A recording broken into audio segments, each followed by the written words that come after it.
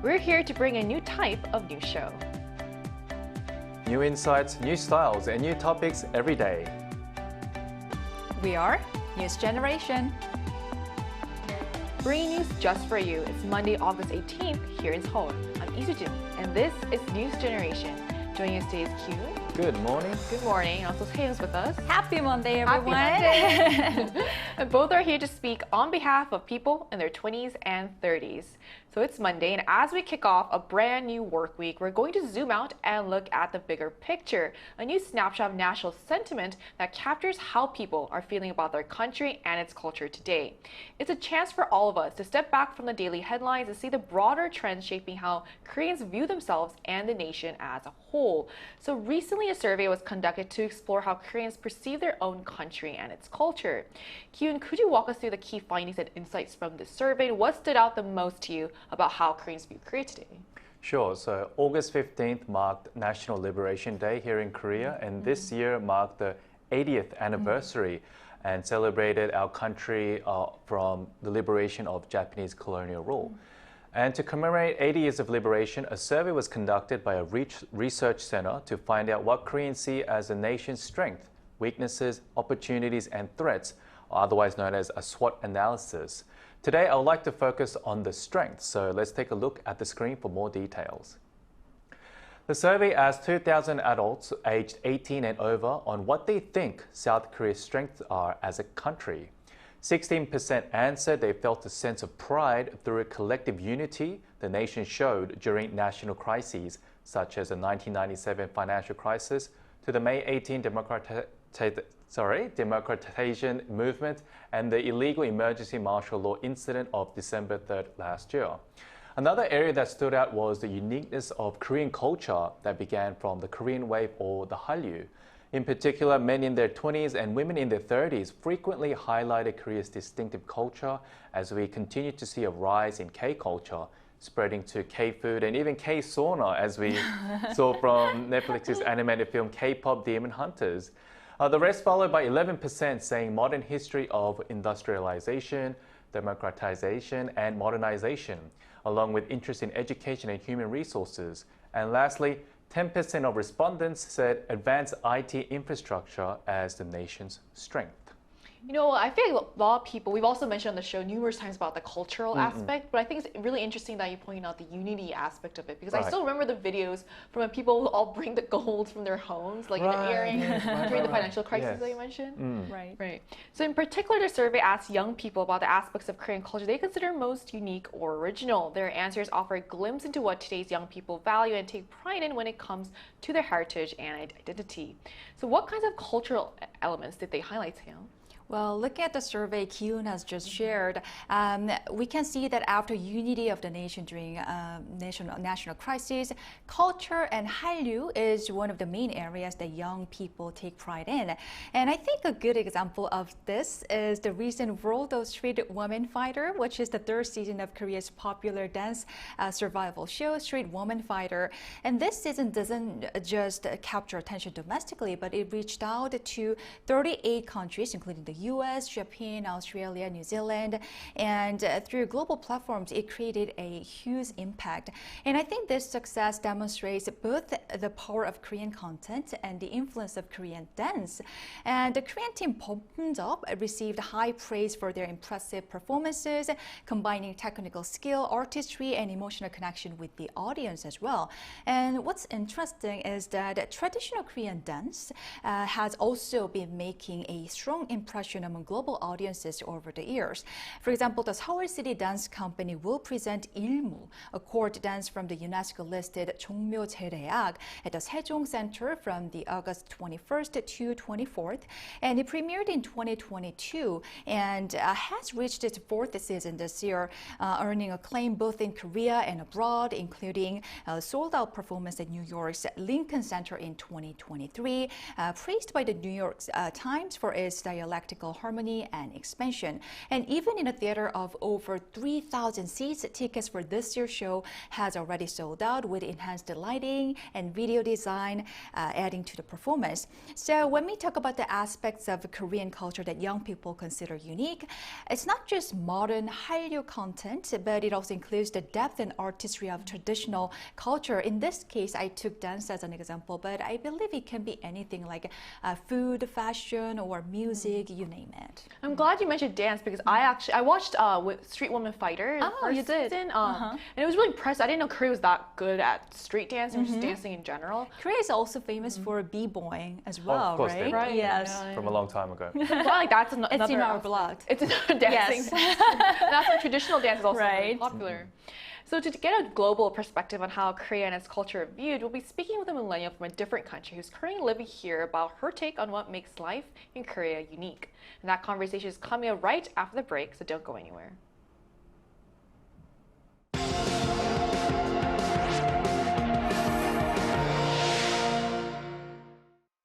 NewsGen wants to hear from you. Go to YouTube and search our channel Arirang News. Click Community and leave a comment down below. Make a new type of news with us. Joining us today is Laura Benito, who's from Spain but who's currently living in Korea. Hi, Laura. Thank you so much for joining us today. Hi, thank you for having me. So how long have you lived in Korea, and during your time here, which aspects of Korean culture have you experienced firsthand that left a lasting impression on you? Well, I came here first as a traveler in 2014, but I moved here officially in September 2016, so that's almost 10 years. And I think something that really drew me to the country was always the Chong culture. I feel like that's a point that we have in common, Spanish and Korea. And although in Spanish we don't really have a word about it, but I was very amazed at how warm and how very welcoming people were in Korea. But not only in Korea, but when I was in Spain, I was with the Kyopo community. I'm sorry for my dog.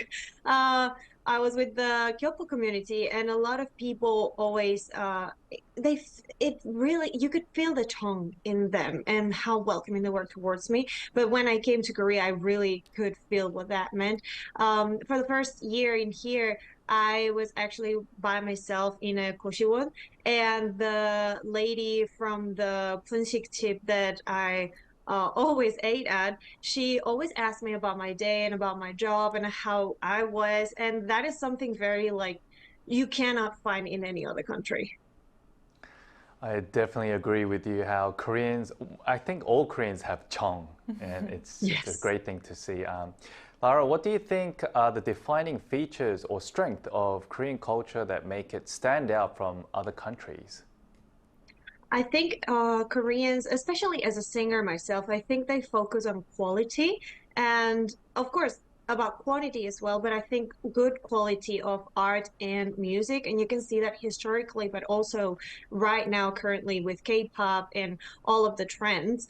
Korea has this incredible ability to take something deeply traditional and reimagine it with modern touches. And I think that's what lately has been catching the eye of foreigners and the foreign market. And of course, K-pop is the most obvious example. But it goes beyond pop music. You can see it in film, where right now Korean directors and actors are winning major international awards. And in design and in fashion and even in food, as you were saying. So there's this sense of passion plus perfectionism that I think no other country has. Like you have to do it, but if you're going to do it, it has to be amazing. And I think that's the result of Korea's very like deep effort to make something really good. Oh, Lara, I totally agree with you. This might be a tough one, but I'm sure our viewers are curious. As a foreigner, how would you describe Korea? And if you had to capture the country in just a few words, what would you say? Well, I'm gonna say something that maybe everybody knows, like it's fast paced, like the pali pali culture. It's something very much present, but a lot of people hear that and they go to the negative side of it. I want to remark how uh, fast and adaptive Korea is. Like Koreans adapt in a bit into any kind of trend, and it's not just to any kind of trend, but it's also to the competitiveness, and it makes it's really easy for Koreans to insert themselves in any kind of market. So right now, because Koreans, thanks to K-pop Demon Hunters and everything, right? I was in this Hamburg expo in I think it was last weekend, and you could see everything was kind of K-pop Demon Hunters kind of themed. So you can see how fast, oh, okay, this is a trend. I'm going to do it right now. And I think that is a really beautiful thing, and that is what makes Korea stand out. I think you highlighted really important key points about Korea. You mentioned Chong and also adaptability just now. So thank you so much for sharing your insight with us today. Thank you for having me. Thank you. Thank you. So we just heard from a millennial from overseas who's been experiencing life in Korea firsthand, sharing her personal impressions of the Korean culture and daily life here. So now we want to bring the focus back to the survey that we talked about in the beginning of the show. So the survey broke down perception of the country by generation, offering a closer look at how views differ between age groups. So let's start with the younger generation. So what stood out to you about how millennials and Gen Zs here view Korea compared to the older generation? So the perceptions among generations differed sharply. The older generation thought that the nation's development from the Japanese colonization to the Korean War and other historical tragic events was achieved through sacrifice and hard work as a whole, with a strong sense of connection to their own lives and in turn, I guess, feeling a great pride in it. In contrast, those in their 20s and 30s, the millennials and the Gen Zs, living in a world of uncertainty amid economic hardship and, of course, rising inflation, defined themselves as the most unfortunate generation since the founding of Korea's first kingdom. Now, these are some strong words, but I guess in some sense, the younger generation are a bit more vocal about their current situation and how they feel, and they want to be heard from the public so that pragmatic changes can be actually implemented. And there seems to be, I guess, a kind of lack of unity compared to past generation, as there is abundant information and resources to shape our thoughts and seek answers from, hence becoming, I guess, more individualistic compared to our older generations. However, in the past, perhaps the nation only had themselves and the people around them to be dependent on, and had a stronger kind of mindset to keeping to traditions. And it was kind of thought as something wrong to do if they went against cultural norms. So I guess these were the biggest differences between the 20s and 30s and compared to the past generations. So I think, like you said, I think with the younger generation, I feel like this economic uncertainty feels really prolonged. It has. And I think from our parents' generation, like back then, like if you work hard, you can achieve all your dreams. But I feel like now, because it feels really daunting, I feel like if they feel that less so. We've given up a lot of things, including marriage or even like dating as well. And we talked about this many times on the show, but I think we'll eventually overcome it, and it has to work collectively as well. So Taeyeon, why do you think perceptions of Korea differ so much between the younger generation and older generation? And what factors might be shaping these contrasting views, whether it's social, economic, or cultural influences? Well, I also can see some interesting generational differences these days in how people perceive Korea. People in their 20s and 30s tend to highlight aspects like K-pop, K-culture innovation, and global influence as sources of pride. And they value how Korea is represented on the global stage, from entertainment and fashion to technology and even lifestyle. Older generations, on the other hand, tend to emphasize stability, cohesion, social cohesion, and the preservation of tradition. And like Ki-hoon said, for them, Korea's strength often lies in its long-standing traditions, economic growth over the decades, and the continuity of societal values. And these differences are shaped by a mix of social, economic, and cultural factors. And millennials and Gen Z has grown up in a digitally connected, globally aware environment, and they experience Korea not just as a nation, but as a strong strong exporter of the culture, and they experience Korea in that way through K-pop, Korean dramas, and innovative tech, and on the world stage. And older generations, but lived through periods of industrialization, political transition, and rapid modernization as well. So the contrast between generations reflect not only their lived experiences, but also the way they engage with Korea's identity. And I think both perspectives are valid, and together they provide a fuller picture of how Korea should be understood and valued across the nation. Yeah. I think it's really important. Like, obviously, culture is really important too, but I think you point out traditions as well. Do you think there are any traditions that you would like to see preserved more, like from the younger generation? Well, I might sound like someone from old generation, but I think the traditional value of family is really important, like getting married and having children. I am married and I have 2 children, and I think we are seeing increasing number of people who choose to live alone, and they believe marriage and having children is optional, but there is a joy and true meaning of having my own family. So I think it's a really important value that we have to preserve. Yes. Right. Obviously, there's nothing wrong with living alone, but like you said, I feel like there's less attention on how important and how meaningful having, like you said, a family is as well. So, Kyun, when it comes to the challenges they've identified, what kind of solutions or changes do millennials and Gen Zs believe could address these issues? One could be in the job market, creating more diverse and equal job opportunities. There is still a high demand for the traditional sectors like medicine, finance, and law. But with AI advancement, more people are pursuing careers in computer engineering, like coding, cybersecurity, digital marketing, and so on. And even though it makes sense to follow the trend by meeting the demands and keeping up with the global dynamics, there are many jobs that are turned away for its pure physical difficulty. For example, blue-collar jobs are seen as arduous and not paying enough for its physical demand. As we're seeing in Korea right now with the increase of foreign workers in farms, factories, and construction sites. So one simple solution could be improving the work environment and increasing the salary, which is, of course, very much easier said than done. But if the government comes up with more long-term support programs and provides like tax incentives for younger workers to perhaps become local farmers or even to just work in these sectors of where we experience labor shortage, our country will have a stronger workforce and domestic economy, becoming less vulnerable to global uncertainties. So are there any other changes that could be helpful for the younger generations here? Yeah, there are definitely some additional changes that could be helpful for the younger generation. One major area is family and work-life support. And many young people, like I said, hesitate to get married or have children due to high cost and a lack of supportive social systems. And I believe we dealt with this issue many times on News Generation as well, because it's a very important issue here in Korea these days. And personally, I'm married, like I said before already, with 2 children, but making those choices wasn't easy.